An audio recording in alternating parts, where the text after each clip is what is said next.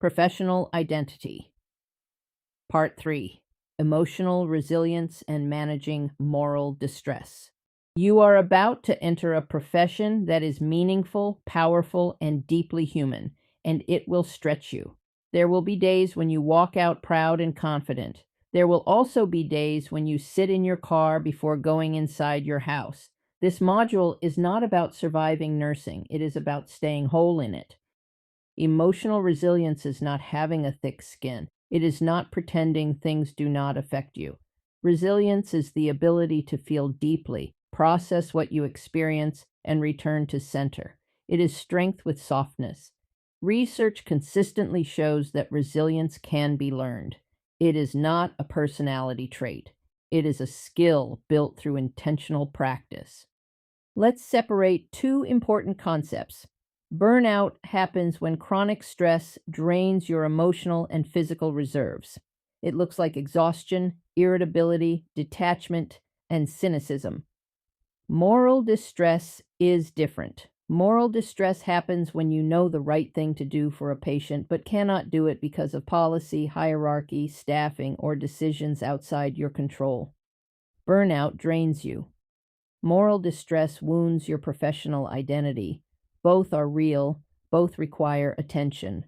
Moral distress might feel like frustration when a patient is discharged too early, helplessness when staffing compromises safety, anger when communication fails, sadness when you cannot provide the comfort you believe someone deserves. If something feels ethically heavy, pay attention. If it hurts, it matters. When you repeatedly witness suffering, trauma, and loss, your nervous system absorbs it.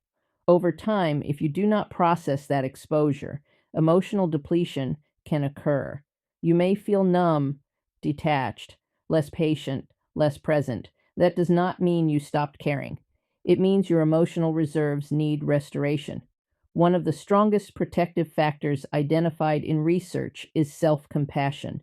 How you talk to yourself matters.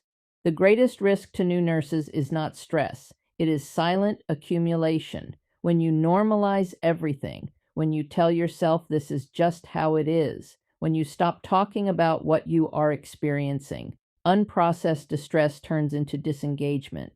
Disengagement turns into cynicism. Cynicism erodes identity. You cannot normalize everything. Resilience requires boundaries. You cannot fix every system problem. You cannot save every patient. You cannot carry every outcome. Your responsibility is to provide safe, ethical care within your role. You advocate, you escalate, you document, you communicate. After that, you release what is not yours to carry. Boundaries protect both your patients and your integrity. Resilience is built in small, repeated ways. Evidence supports several strategies that consistently improve nurse well-being. Mindfulness. Take 3 even slow breaths before entering a room. Self-compassion, speaking to yourself the way you would speak to a struggling colleague. Reflective journaling, writing about ethically heavy moments. Structured debriefing after difficult cases.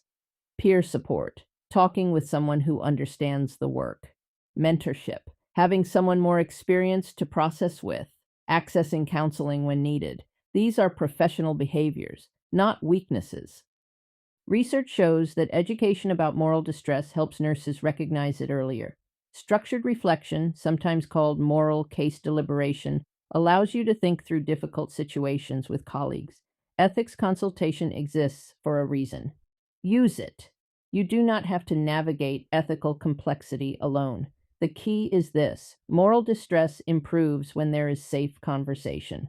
Silence makes it worse. Individual resilience is important, but no amount of mindfulness fixes unsafe staffing. Healthy organizations provide structured debriefing after critical events, psychological safety so you can speak up, access to mental health resources, safe staffing practices, peer support systems. If these are not present, advocate for them. Resilience is both individual and systemic. Here are practices you can start immediately. Daily. Take 3 slow breaths before entering a patient room. Name 1 emotion you felt during your shift. Write 1 sentence of gratitude. Weekly. Debrief with a colleague. Connect with a mentor. Do something restorative outside of nursing. Monthly, reflect on one ethically heavy case. Reassess your boundaries. Identify one system issue you can safely advocate to improve. Small practices build durable resilience. Seek additional support if you notice persistent anxiety, dread before shifts, emotional numbing, sleep disturbance, or thoughts of leaving nursing due to exhaustion. There is no award for silent suffering. Asking for help is professional maturity. Purpose buffers stress.